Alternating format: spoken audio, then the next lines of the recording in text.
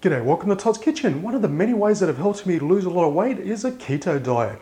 And this is one of my favorite recipes and I know you will love it too. So join me today as I make my version of keto stuffed mushrooms. Now we're going to start with our mushrooms. Now I've got an extra large mushroom here. But for the ingredients listed down below, they'll be for much smaller mushrooms. So you can use the mixture for one large one or for the regular smaller version that you use when making stuffed mushroom recipes. So it's very simple. We want to remove the stem first. You can use a knife, but just use a spoon, just works out the same. And we're going to chop this up until it's to the consistency that you like. So you can do it a little thicker or thinner, it's really down to texture. And personally, I also like to remove the other innards as well, but that's honestly just up to you. Okay, so next I've got a fry pan on the stove and I have it on a medium to high heat. So today I'm going to add in some diced up bacon. And to that our diced up mushroom stem. And just simply cook it over this medium to high heat just for a couple of minutes, just until the bacon is a little bit crispy and the mushroom stem is softened up nicely.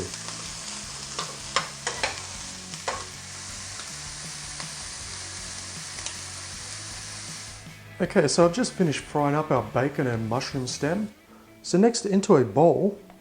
Now it may seem unconventional, but trust me it works. Especially for this keto recipe, we're going to use some cream cheese. And make sure it's softened cream cheese, because trust me, if it's not softened, it's a pain in the butt to mix. Then on top of the cream cheese, I'm going to add some freshly chopped up chives. Then our deliciously crispy bacon and mushroom stem. And finally, just give it a quick season with some salt and pepper. And just simply give it a good mix through until everything is well combined. And this is definitely where it comes in handy to have that cream cheese already softened. Basically, you want to leave it at room temperature for about half an hour or so. Unless you live in a very cold country, well, maybe a bit longer. Okay, so I've got our hold up mushroom here and I've got it on a baking tray lined with baking paper. So just give it just a quick grease with some olive oil, not too much. And then we're simply going to fill in our mushroom. Okay, so all we have to do now is place them into a preheated oven at 200 degrees Celsius or 400 degrees Fahrenheit for about 20 minutes. But for this larger one, I'm going to give it about 25 minutes.